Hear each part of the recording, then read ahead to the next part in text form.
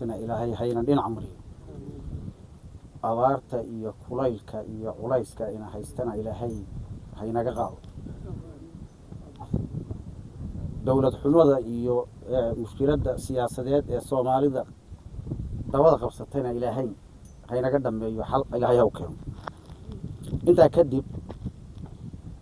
waa dad ugu mahad celinayaa tolka gogoshan soo ajiibay ee maanta geedkan hoostiisa fadhiya gogoshan aniga dhigay waxayna daba socotay gogol ka horeysay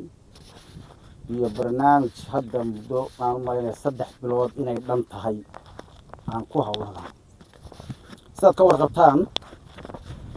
bishii November ee sanadkii hore oo hadda November teedii kale aynu joogno khilaaf ka dhashay dhulbaante dhexdiisa oo waliba deeqoodayada faarax garaadaan hormuud u ahayn baa dhulbaante ka dhex jiray muddo ay intaas jiitamaysay muddo 3 bilood laakiin ku siman waxaan ka shaqeynaynay oo aniga iyo reerka afka aan ku dhuftay oo dhan dad badan oo waxgaradkooda ahi aanu ku hawlanayn khilaafkaas inuu dhammaado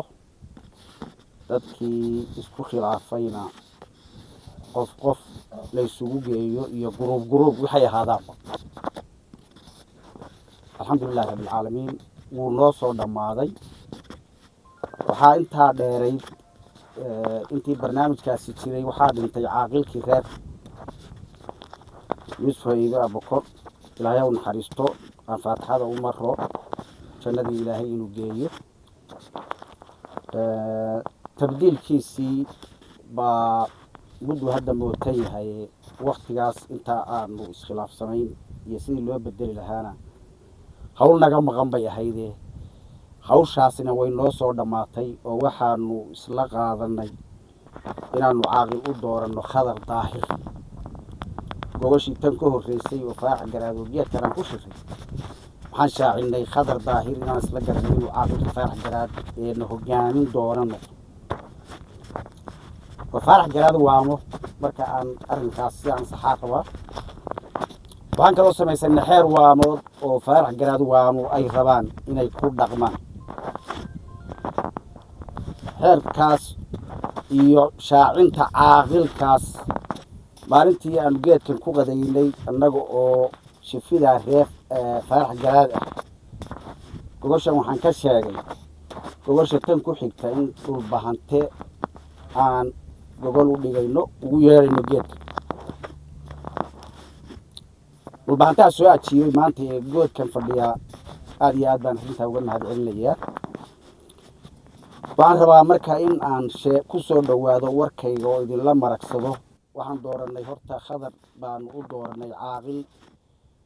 oo annagu aan soo dhamaysanay idinkana idiin sheegaynaa in aan caaqil u soo qaadanay inaad nala qaadataana way koodsan waxaa intaa dheer doorashada caaqilka aan dooranay xeer aan ku dhaqmaynana waa dooranay oo isna wuu noo yaalaa inaan idinla wadaagnana waa haddii shalay annagu aanu iskhilaafnay oo dhulbaante intii kalena ay dala joogeen waxnana kala odhan kari waayeenna maanta waxaan dhulbaante u haynaa waxay wax nagu kala odhan karaan oo xeer oo aan samaysanay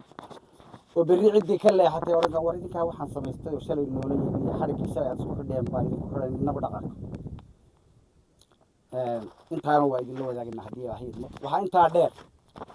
muddadii khilaafkaas iyo ay jirtay kala qaybsanaanta dadku dad badan oo dhulbahanta ah oo gobashan kuwa jooga iyo kuwa ka maqan bale oo uu gaadhay annaga khilaafka iyagaas oo ku dhaawacmay ama wax naga tirsanaya baajinka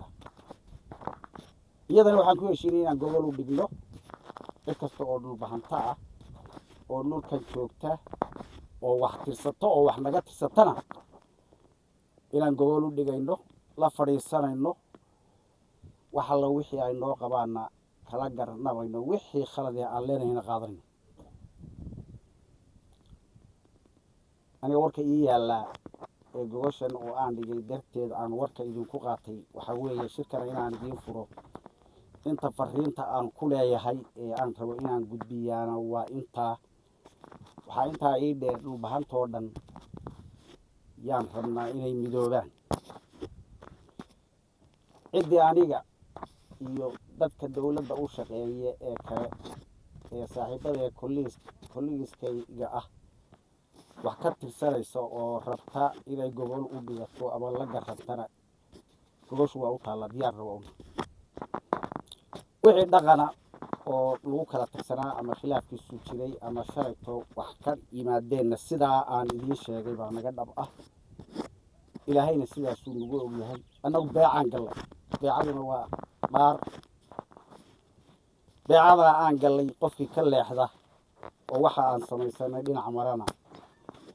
annaguna waa ku qabsanaynaa. dhulbaanta udina silsiladii weyneyda maxay lahayd baa tihiin inaad nagu qabataan oo nala qabataan baan idinka rabnaa. soo dhowaada. aniga warka intaasaan ku dilayaa. cid kasta oo ka soo qayb gashay oo ajiibtay waa mahadsan tahay.